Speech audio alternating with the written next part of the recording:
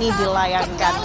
Buntut tidak sangat kondusif. Bandung ini baru sampai Sementara yang disasar oleh pengunjuk rasa ini adalah kantor DPR Senayan. Tadi kami lihat sudah dipukul mundur oleh sore ini sudah harus bertemu di dengan pimpinan lokasi DPR. demonstrasi mulai memanas, saudara, karena tadinya para siswa. Breaking News, Kompas TV.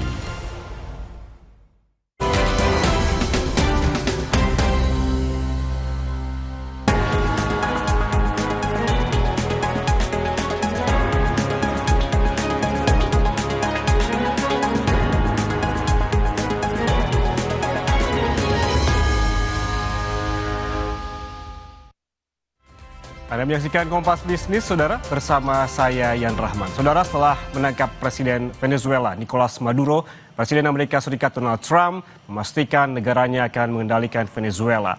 Tindakan Trump mendapatkan kecaman internasional. Pakar industri minyak bilang tujuan operasi militer Amerika Serikat di Venezuela adalah kontrol geopolitik dan kontrol ekonomi atas bahan mentah di kawasan Amerika Latin.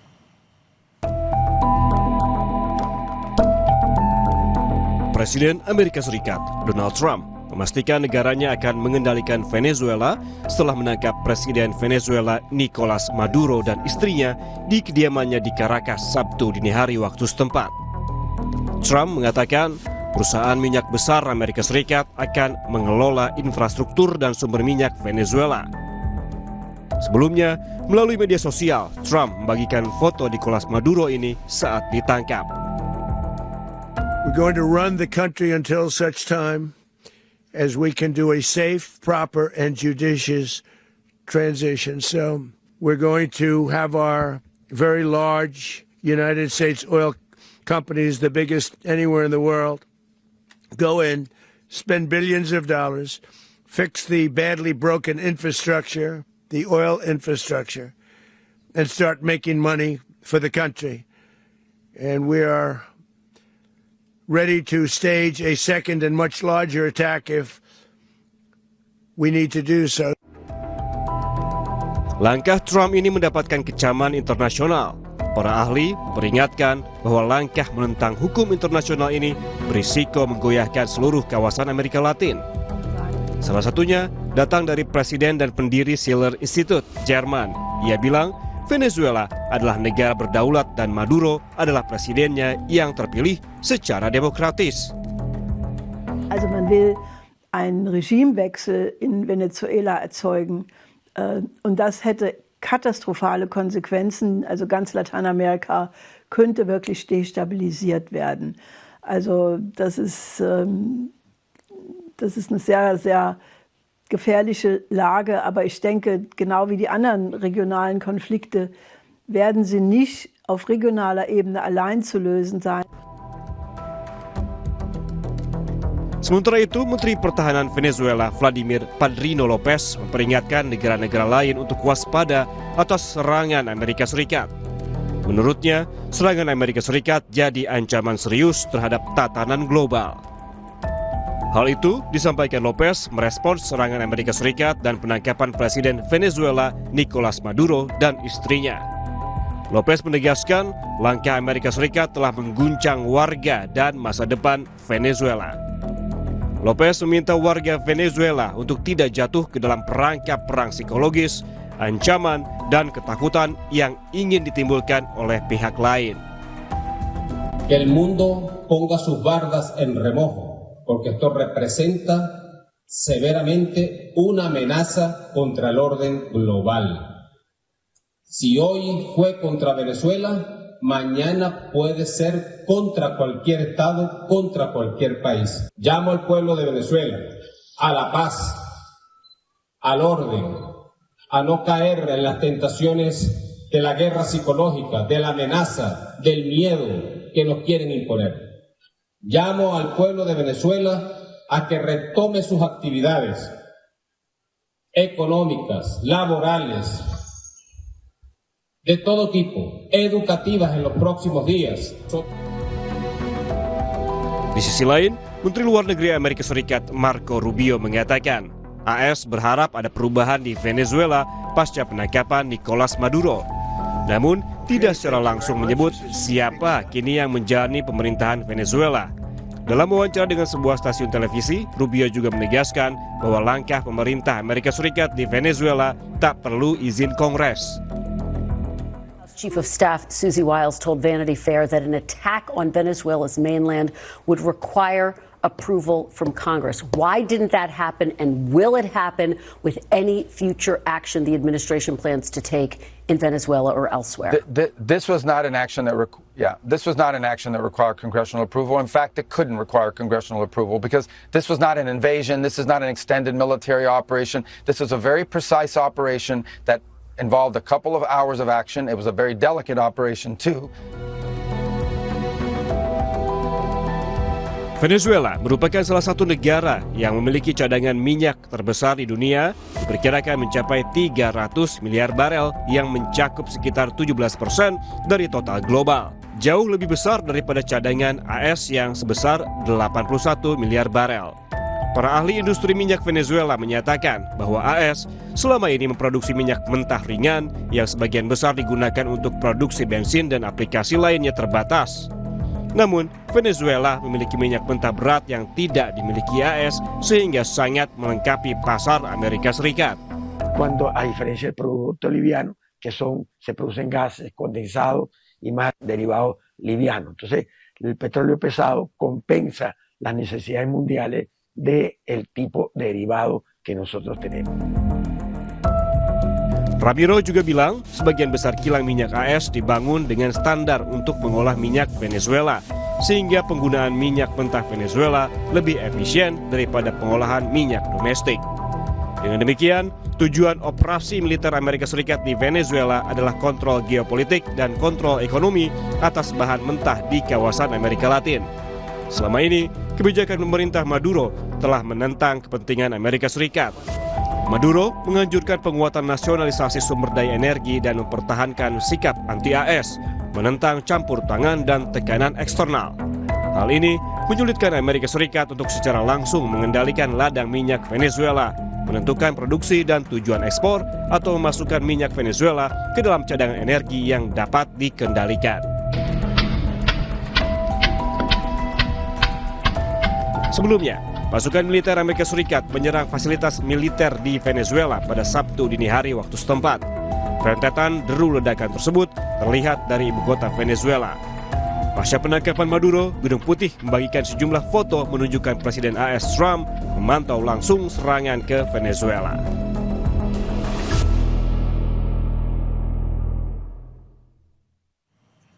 Saudara, kita langsung bahas apa saja potensi dampak penangkapan Presiden Venezuela dan rencana Amerika Serikat menguasai lewat cara ambil paksa pengelolaan minyak Venezuela. Apa pengaruhnya terhadap perekonomian global dan juga ekonomi tanah air? Kita langsung berbincang dengan Kepala Ekonom Bank Permata, Joshua Pardede. Pak Joshua, selamat pagi. Selamat pagi, Yan. Pak Joshua, ini menurut Anda ini penangkapan Presiden Venezuela oleh Trump, apakah akan berpengaruh terhadap perekonomian global? Ya, saya pikir memang dampaknya ini akan lebih terasa kepada goncangan ataupun shock kepada politik global ya, daripada goncangan ataupun shock kepada suplai minyak global. Karena kalau kita lihat berita-berita menyampaikan bahwa operasi militer yang dilakukan dan yang dilakukan oleh Amerika Serikat, ini Maduro sudah dibawa ke New York dan juga untuk proses hukum, dan Amerika menyatakan bahwa akan menjalankan Venezuela untuk sementara ya, untuk mendorong ketidakpastian arah kebijakan dan juga risiko balasan diplomatik perekonomian global. Biasanya ini akan muncul lewat perubahan suasana dari pelaku pasar. Jadi kalau kita melihat dari saat ini kondisi di pelaku pasar sendiri cenderung akan menahan investasi dan dia akan mencari aset-aset yang lebih aman dan akan lebih selektif lagi untuk menaruh dananya di negara-negara berkembang. Sementara itu kalau kita melihat di pasar energinya, di sisi energinya sebenarnya ketidakpastiannya ataupun risikonya relatif marginal, mengingat kalau kita melihat dari Energy Information Administration dari US sendiri mengatakan bahwa tahun ini sendiri bahwa minyak global itu akan cenderung surplus, ya, di mana kalau kita melihat dari sisi harga WTI pada pagi ini sendiri mungkin masih bergerak di $57 per barel, dan di sisi lainnya harga emas ya ini naik $4.300 per troy ounce yang artinya tadi memang ini menunjukkan tadi ada investor cenderung lebih khawatir terhadap kekhawatiran ketegangan geopolitiknya. Dan sebenarnya tadi yang kami sampaikan bahwa dampaknya kepada pasokan global, minyak global sebenarnya cenderung relatif marginal karena pasokan minyak global sendiri ini dari 2,26 juta per barel per hari hingga 2026 ini, sehingga artinya kalau kita lihat produksi global di 2026 ini bisa mencapai 100 juta per barel per hari dan juga konsumsinya 105 juta per hari.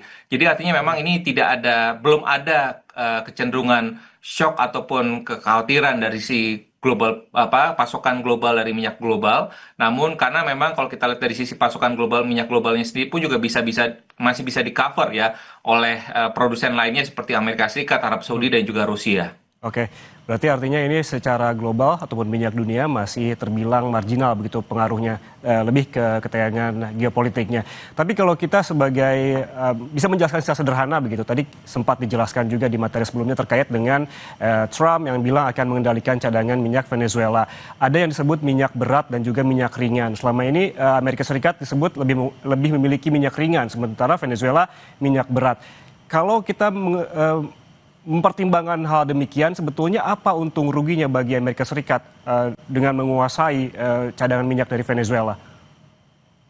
Ya, memang karena Venezuela sendiri kan tadi sampaikan bahwa memiliki cadangan yang cukup berat, cadangan minyak berat itu sekitar 303 miliar barel.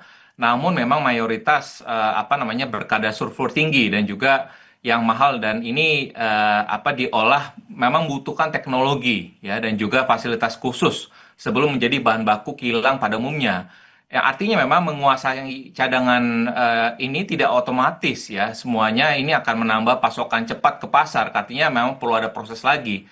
Artinya dan itu juga perlu juga adanya kelancaran logistik ekspor.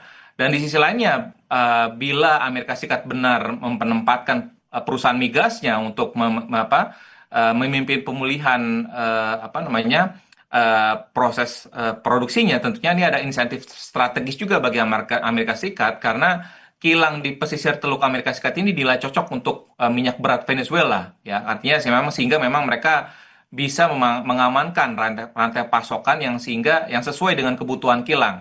Namun langkah kendali mereka ini bisa mengamankan rantai pasokan yang sesuai dengan kebutuhan bisa berisiko ya, ini akan memicu perlawanan politik ya, sengketa aset dan juga kontrak ya, dan juga ini akan bisa mendorong juga persepsi bahwa penggunaan kekuatan sepihak ini akan menjadi lebih lazim, dan ini justru akan tadi menambah ketidakpastian sistem global dan juga dapat menekan juga risk appetite dari pasar keuangan global sendiri. Kalau tadi Anda menyebutkan Pak Joshua terkait dengan dampak langsung terhadap harga minyak yang belum terlihat hingga saat ini karena memang tadi ada kondisi yang surplus dan sebagainya. Lalu bagaimana dengan jangka panjang apabila kondisi ini terus berkelanjutan? Tapi tahan dulu jawabannya Pak Joshua, susah jadi kita kembali, tetaplah bersama kami di Kompas Bisnis.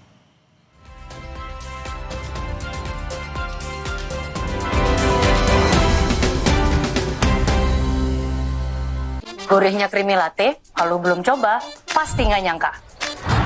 Yang belum coba, Pasti nggak nyangka. Creamy latte dari kopi grade Brazil dan susu New Zealand bikin kopinya gurih, manisnya atur sendiri. Cobain deh. Iya, gurih. Penasaran kan?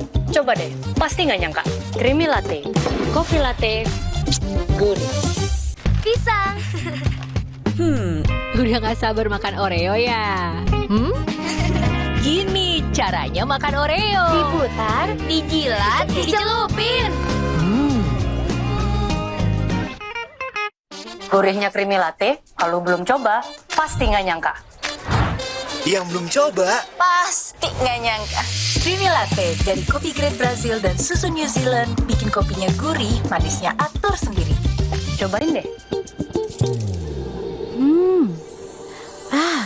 Iya, gurih. Penasaran kan? Coba deh, pasti nggak nyangka. Creamy latte, kopi latte, gurih. Banyak yang sudah membuktikan Aqua terasa sejuk meski tanpa didinginkan. Diproses dari air pegunungan dalam aquifer yang terlindungi, kaya akan mineral alami. Aqua, hadirkan kesejukan badan dan pikiran. Presiden Prabowo Subianto memberikan gelar pahlawan nasional ke 10 tokoh dalam rangka memperingati Hari Pahlawan Nasional. Dapatkan update berita terkini. Dua pelaku penembak hansip disertai percobaan pencurian motor di Cakung, Jakarta Timur ditetapkan sebagai tersangka. Aktual, faktual, dan terpercaya. Kasus kematian Prada Luki Namo kembali digelar di Pengadilan Militer Kupang, Nusa Tenggara Timur. Kompas Petang, setiap hari pukul 4 sore, live di Kompas TV.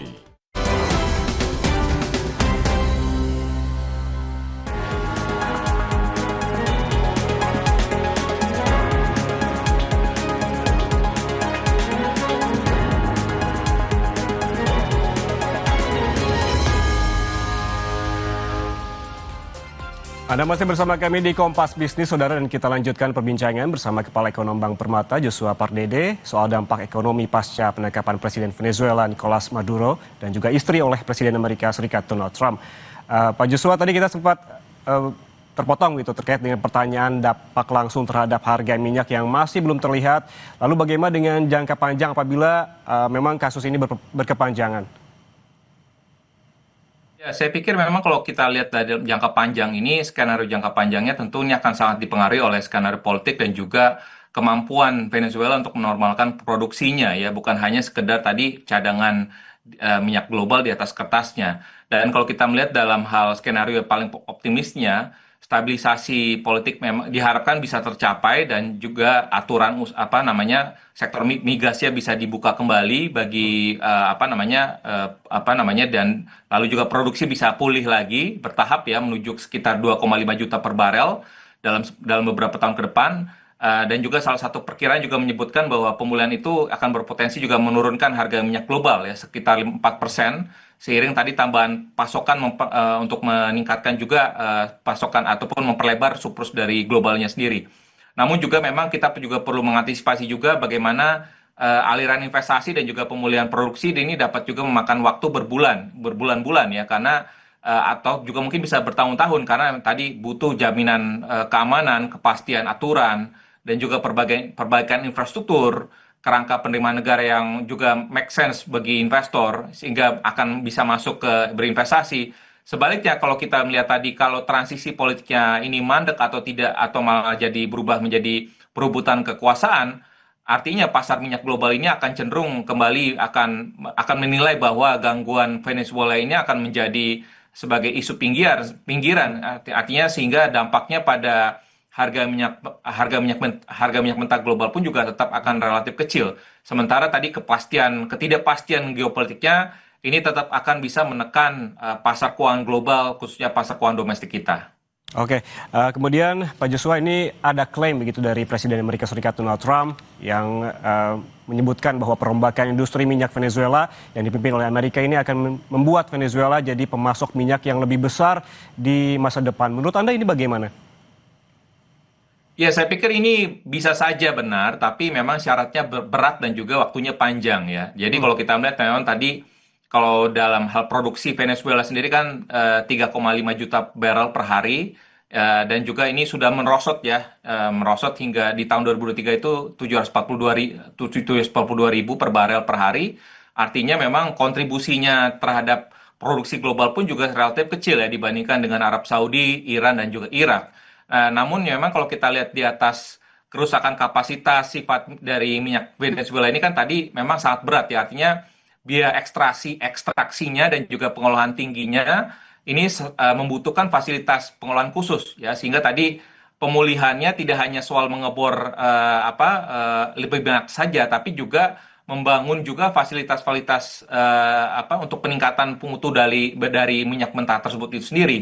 Artinya memang tadi butuh juga investasi yang besar juga, ya. Artinya kalau tadi dibutuhkan di tahun 90-an saja itu angkanya saja 58 miliar US dollar. Artinya kalau kita present value-kan saat ini mungkin nilai investasi sangat besar sekali. Artinya memang pun juga tentunya investasi besar dan juga mungkin juga akan ada risiko, ya. Artinya muncul juga kekosongan kekuasaan, perlawanan dari kelompok bersenjata, korupsi juga yang menggerogoti legitimasi pemerintahan baru, sehingga memang proyek dari pemulihan migas di Venezuela ini bisa tertahan ya, meski memang kalau misalkan tadi ada investasi besar yang sudah diumumkan. Jadi tetap saja bahwa akan ada risiko sekalipun memang ada investasi akan masuk dalam perusahaan-perusahaan minyak di Venezuela. Pak Joshua, Anda menyinggung terkait dengan pemulihan produksi minyak Venezuela yang diperkirakan memerlukan waktu yang lama dan juga biaya yang sangat besar begitu. Dihitung-hitung begitu dari yang saya baca, biaya yang dibutuhkan diperkirakan mencapai 58 miliar dolar Amerika Serikat. Artinya ini perlu waktu dan juga modal yang besar bagi AS untuk mendapatkan keuntungan. Apakah ini sepadan menurut Anda? Ya, tentunya di balik latar belakang Trump sendiri, kembali lagi kalau kita melihat dari apa yang sudah dilakukan dari trade war dan juga dengan pengambil alihan ataupun dari operasi militer Trump sendiri untuk menangkap Maduro dan juga mengambil alih dari kilang minyaknya Venezuela sendiri, ini tentunya memberikan indikasi bahwa Amerika Serikat akan menguasai kembali lagi ya produksi minyak mentahnya Venezuela, tapi tentunya kembali lagi ini risikonya cukup besar ya. Namun karena kembali lagi kalau kita melihat tadi mengapa Venezuela ini dikira di assess dari Amerika sendiri cocok, karena tadi kalau kita melihat dari sisi di pesisir Teluk Amerika Serikat ini insentifnya memang strategis ya buat Amerika, karena tadi kilang-kilang di pesisir Teluk Amerika Serikat ini cocok dengan minyak beratnya Venezuela. Jadi memang itu mungkin yang menjadi untuk tadi mengamankan kembali lagi rantai pasok yang sesuai dengan kebutuhan kilangnya di Amerika Serikat sendiri. Jadi artinya ini juga mungkin akan ada pertimbangan yang berat juga buat Amerika Serikat. Tapi tentunya kembali lagi ini harus risiko yang lainnya ini harus juga dipertimbangkan juga oleh pemerintah Amerika Serikat ke depannya. Oke, apabila kilang minyak Venezuela ini menghasilkan minyak yang lebih banyak lagi, kalau kita mengacu pada harga minyak global saat ini yang sudah rendah kemarin begitu dan hari ini juga turun, artinya apabila minyak Venezuela juga semakin optimal begitu cadangannya, apakah ini juga akan berpotensi terus menurunkan harga minyak global? Ya, kalau kita melihat memang dari sisi tadi ya harganya dalam jangka pendek ini dampaknya mungkin tidak terlalu besar karena tadi pasokan minyak global sendiri pun juga masih bisa tercover ya oleh anggota OPEC sendiri dan karena masih surplus surplus globalnya itu masih cukup besar. Artinya selama tidak ada lonjakan permintaan ataupun tidak terjadi pemangkasan global, produksi global yang signifikan, tentunya masih terjadi surplus sehingga ini tidak memberikan tekanan kepada ataupun tidak mendorong kenaikan harga minyak global. Namun kembali lagi tadi yang sudah kami sampaikan bahwa kalau kita melihat dalam jangka menengah panjangnya tentunya ini akan sangat dipengaruhi tadi oleh bagaimana perkembangan politik di Venezuela sendiri ya, dan juga tadi bagaimana proses pengembangan investasi kilang minyak di Venezuela sendiri ke depannya. Karena kalau tidak ada pengembangan yang cukup berarti, karena kalau kita lihat tadi supply ataupun dukungan ataupun kontribusi dari produksi minyaknya dari Venezuela sendiri sebenarnya terhadap produksi global itu relatif kecil gitu ya, sehingga makanya ini diperlukan tadi support juga dari Amerika Serikat ataupun investasi dari luar, sehingga tapi tentunya dengan cara-cara yang sewajarnya tentunya,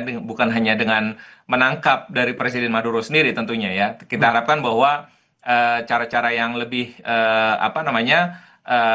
wajar, yang lebih manusiawi yang harusnya bisa diterapkan oleh Presiden Trump, karena juga tadi cekaman juga sudah banyak dilakukan ya oleh Eropa, oleh Malaysia dan juga beberapa presiden lainnya. Tentunya ini menjadi tantangan baru juga untuk inisiatif Amerika untuk mengakuisisi kilang minyak Venezuela ke depannya. Oke, Pak Joshua, apabila tadi kita membahas terkait dengan apa dampak terhadap global, kemudian apakah ini juga akan berdampak secara langsung dan tidak langsung terhadap perekonomian Indonesia?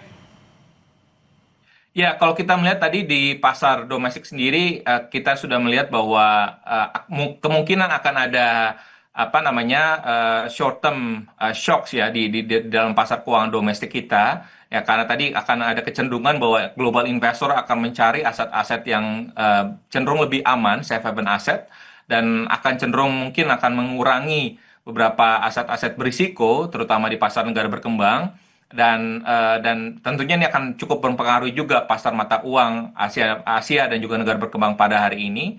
Dan juga kalau kita melihat memang ada potensi kenaikan juga dari imbal hasil surat utang pemerintah Amerika Serikat yang juga mungkin akan merefleksikan juga kenaikan surat utang pemerintah Indonesia dalam jangka pendek ini. Tentunya ini akan juga memberikan tekanan bagi perekonomian Indonesia. Namun kembali lagi kalau kita melihat dalam hubungan langsung ya, diplomatik langsung ataupun hubungan perdagangan antara Indonesia dan Venezuela sebenarnya tidak begitu besar. Namun kita perlu mencermati lagi bagaimana dampaknya tadi kepada pasar keuangan, di pasar saham, pasar obligasi dan juga nilai tukar, dan juga kemungkinan juga pasar saham yang kepada saham-saham sektor yang sensitif terhadap suku bunga ataupun pembiayaan, sehingga memang ini juga dan juga pasar akan terus mengikuti atau akan membaca bagaimana pemulihan Venezuela sebagai tambahan pasokan minyak dalam jangka menengah. Ini akan menjadi sentimen untuk mendukung aset-aset berisiko ke depannya. Ya, meskipun memang tentunya ini akan masih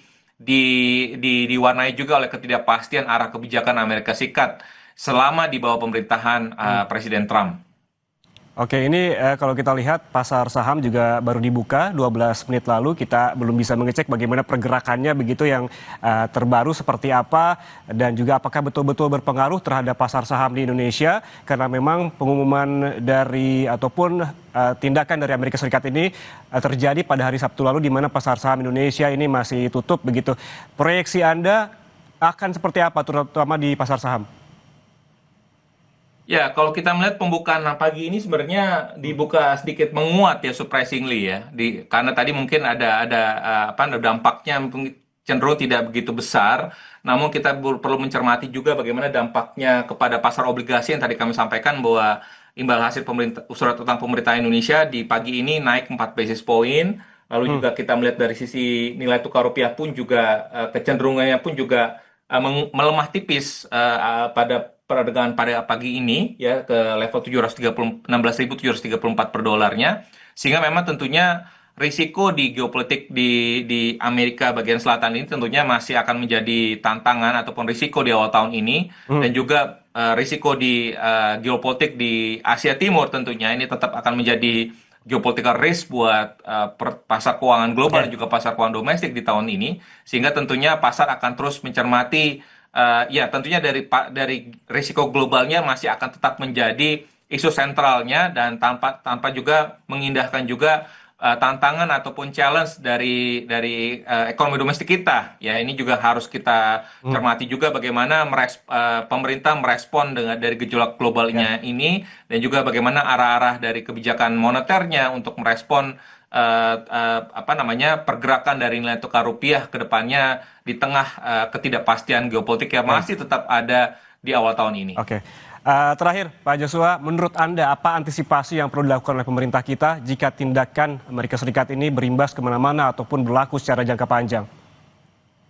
Ya, tentunya perlu adanya bantalan fiskal terhadap shock ataupun guncangan di dalam energi, dan juga tentunya menyiapkan mekanisme penyesuaian, tentunya termasuk juga menyiapkan mekanisme ya seandainya what if ya, kalau misalkan terjadi penyesuaian harga BBM itu mungkin last optionnya, dan juga bantuan yang tepat sasaran khususnya bagi yang membutuhkan ya, masyarakat berpenghasilan rendah, agar tadi lonjakan dari biaya hidup ini tidak memukul kelompok rentan dan ketika tadi harga minyak dunia ini meningkat cukup signifikan.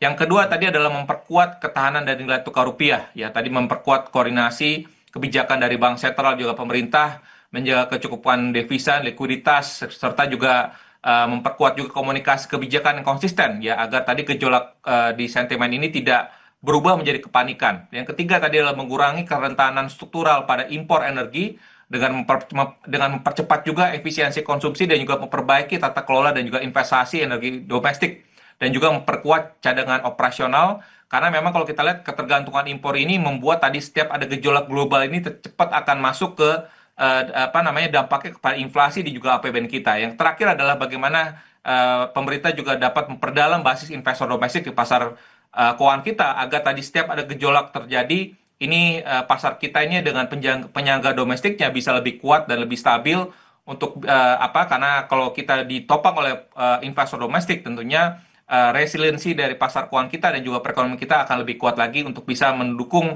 pertumbuhan ekonomi kita yang lebih berkelanjutan lagi ke depannya.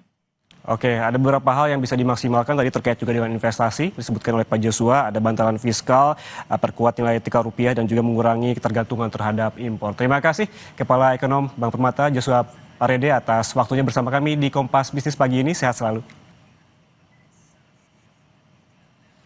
Saudara, jangan kemana-mana, Sapa Indonesia Pagi akan kembali sesaat jeda dengan informasi polisi menangkap terduga pelaku pembunuhan anak politisi PKS di Cilegon, Banten yang disebut polisi sebagai spesialis pencuri rumah mewah. Apa motifnya? Jangan lewatkan, sesaat jeda kami kembali.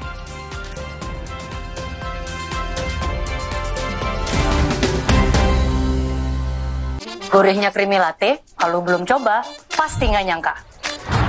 Yang belum coba, Pasti nggak nyangka. Creamy latte dari kopi grade Brazil dan susu New Zealand bikin kopinya gurih, manisnya atur sendiri. Cobain deh. Iya, gurih. Penasaran kan? Coba deh, pasti nggak nyangka. Creamy latte, kopi latte